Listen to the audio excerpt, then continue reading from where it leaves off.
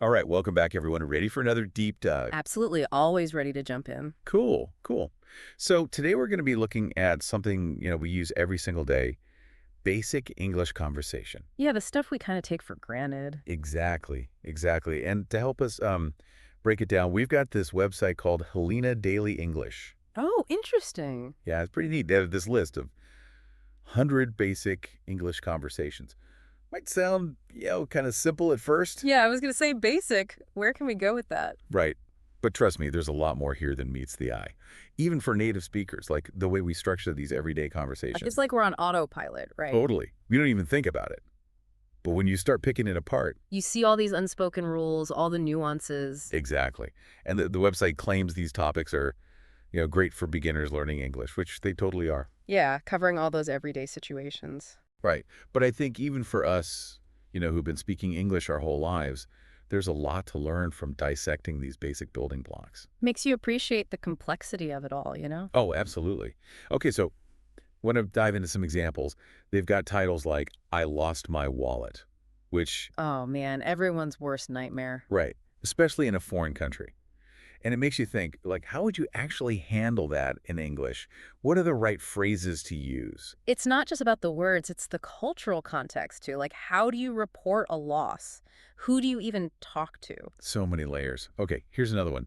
The supermarket is closed. Aha! Classic. Right. Mm. But again, imagine trying to figure that out in another language. Totally. You'd need to know, like, the polite way to ask, how to understand their response. Exactly. Okay, last one. Got to share this one.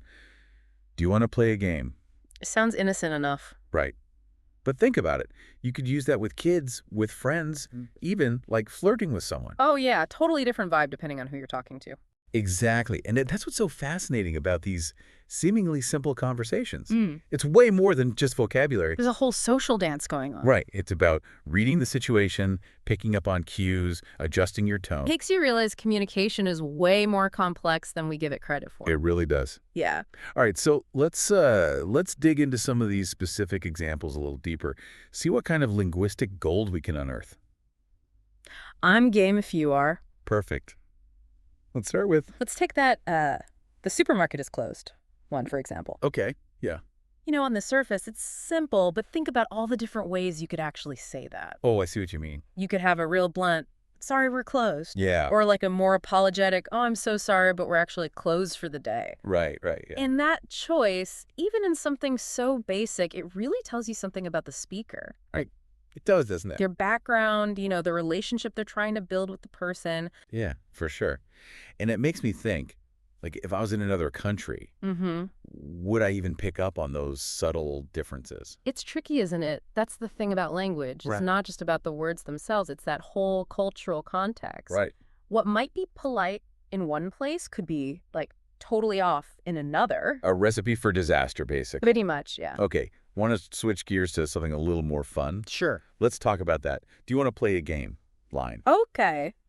We were talking earlier about how it's like simple on the surface, but Yeah, it can mean so many things. right, you could be talking to a kid, to your buddies, or even like A hot date. exactly. And how you say it would be totally Oh, different. 100%. Yeah. Think about it. The tone, the body language, everything changes. Like a whole different game depending on who you're playing with, so to speak. Oh, good one.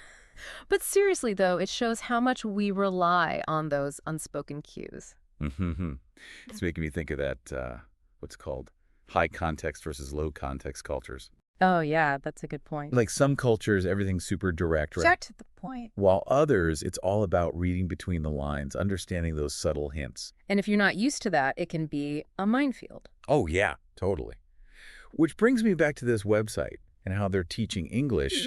They're focusing on these everyday situations, which I think is smart, but But are they missing something? yeah, like are they going deep enough into those cultural differences? That's the key question, isn't it? Because knowing the words is one thing, Right. but actually using them effectively in the real world. That's a whole other ballgame. Exactly. You got to understand the context, the nuances. Like imagine if they included tips on how to handle I lost my wallet in, say, Japan versus Italy. Oh, that would be so helpful. Or like how to politely turn down that game invitation without causing offense. Right.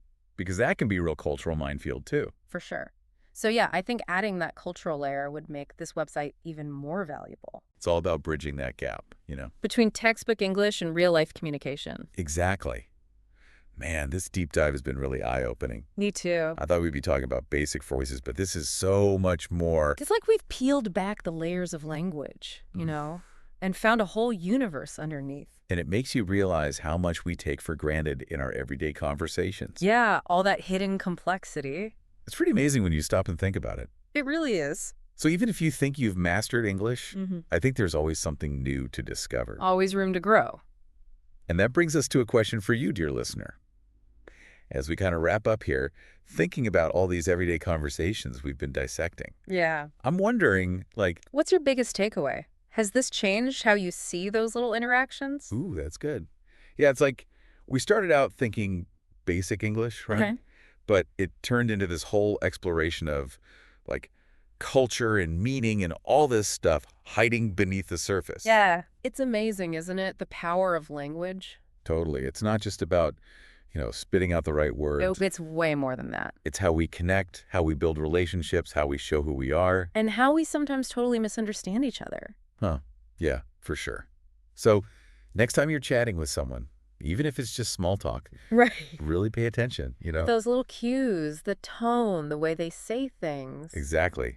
You might be surprised at what you discover. That's like a whole secret code just waiting to be cracked. And who knows, you might even become a better communicator yourself. More aware, more confident. Exactly. Well, that's about all the time we've got for today's deep dive. Always goes by too fast. It really does. But hey, the conversation never really ends, right? So keep exploring, keep listening, and keep learning. And we'll see you next time for another deep dive.